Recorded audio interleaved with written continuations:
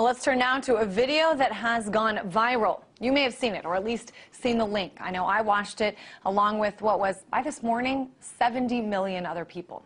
It's a moving video and a well-produced one at that. Here's a clip of this. For 26 years, Kony has been kidnapping children into his rebel group, the LRA.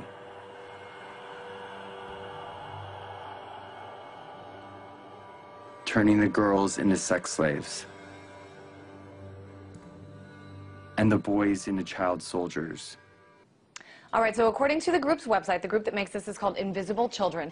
Kony 2012 is a film and a campaign by Invisible Children that aims to make Joseph Kony famous, not to celebrate him, but to raise support for his arrest and set precedent for international justice. Now, most people agree that Joseph Kony is a very bad man. But the film advocates for more U.S. involvement and direct military action. President Obama has already sent in 100 combat troops to try to help get rid of Joseph Kony, which is, in no uncertain terms, the U.S. government using resources to take down and possibly kill a man in another country. And we want to talk about some of the implications of the release of this video and do some reading between the lines with war correspondent Keith Harmon-Snow.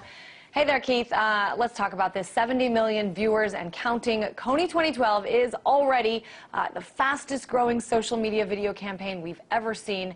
Your thoughts on this?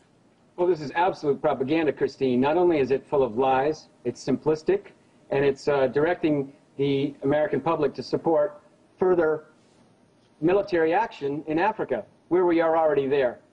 You say that this film is full of lies. What is not true about the film?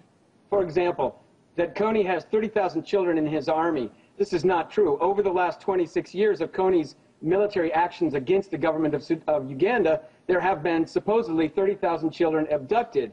Who abducted them is not clear, because Museveni, the president of Uganda, is responsible for genocide in northern Uganda, and he needs Kony to be able to justify continuing U.S. support and military support, and now sending in troops, which we've been doing for quite some time. So one of the lies in the film is that Kony is not supported by anyone. Kony has an office in Washington, D.C. The United States government has direct connections to Kony. If they wanted to get rid of this guy, they could get rid of him very quickly. Are you telling me that in 2012, we don't have the sophisticated satellite technology to track down a single African warlord in Africa?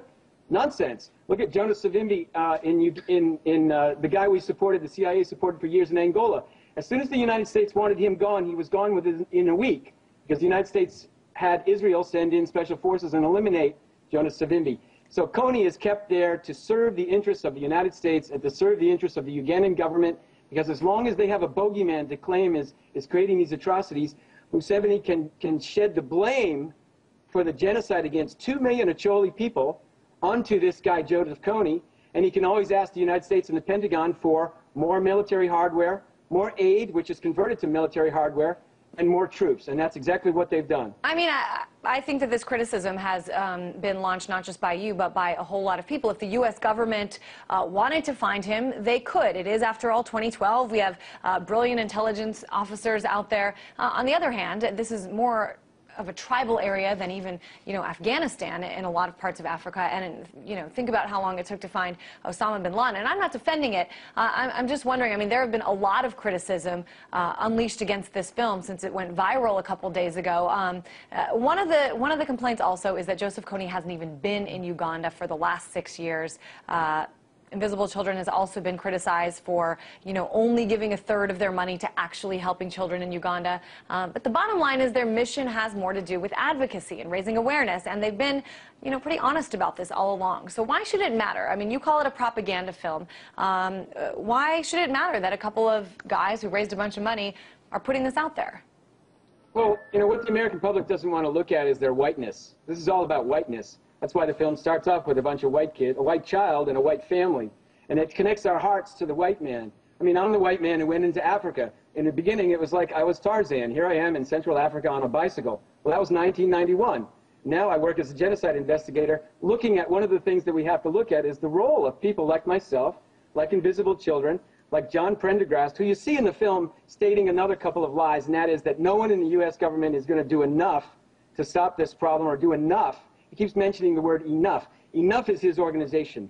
Enough is funded by the intelligence sector, by the Center for American Progress. Center for American Progress has funded 5 or 6 organizations to create FLAC around Central Africa. One of these is STAND, Students Taking Action Now on Darfur. Another one is Invisible Children on Uganda. Another one is the Resolve Group, also on Uganda. And Save Hope for the Congo. Raise Hope for the Congo. That's another one. All funded by the intelligence sector, by the Center for American Progress.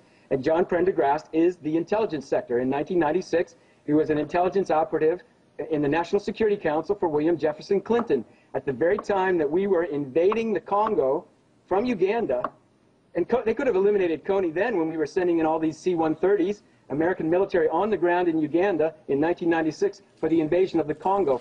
And since 1990, we've been supporting the Sudan People's Liberation Army covertly in Sudan. And you see these guys from from Invisible Children. Well, Keith, let me get in here a second. You seem to be saying that the U.S. actually has no interest in finding Kony, capturing Kony, and that this is sort of just a distraction film connected to the U.S. government and the intelligence community. Am I getting that right? Absolutely. They have no interest in finding Kony. If they wanted to eliminate him, they could eliminate him anytime. It's not about that. They need him. Kony has... Museveni, the president of Uganda, came to power between 1980 and 1986, backed by Israel, Britain, and the United States. Kony came from a woman named Joseph Lequena. And no, I mean, these facts are not in the propaganda thing because it's too complicated. They say it's too complicated for the American public. But if you look at the history, Museveni created these death camps in Uganda. And the death camps had 2 million people in them. In order to justify herding the Acholi people into these death camps, with a written policy for genocide against the Acholi people, Museveni had to have somebody to use as the bogeyman to claim that he was protecting these people from, and that was Joseph Kony. But as far as this film, as far as this, as you say, propaganda film, this film put out, and that has now been viewed by millions, by the group Invisible Children, what's really the problem with it? I mean, everyone that comes out with a film or a documentary has an agenda. They leave out facts and put emphasis on other facts to get their message across. Why is it dangerous that this has been seen by so many people? Most people who see it couldn't even pinpoint Uganda on a map. Suddenly something, that's the nature of reactivity.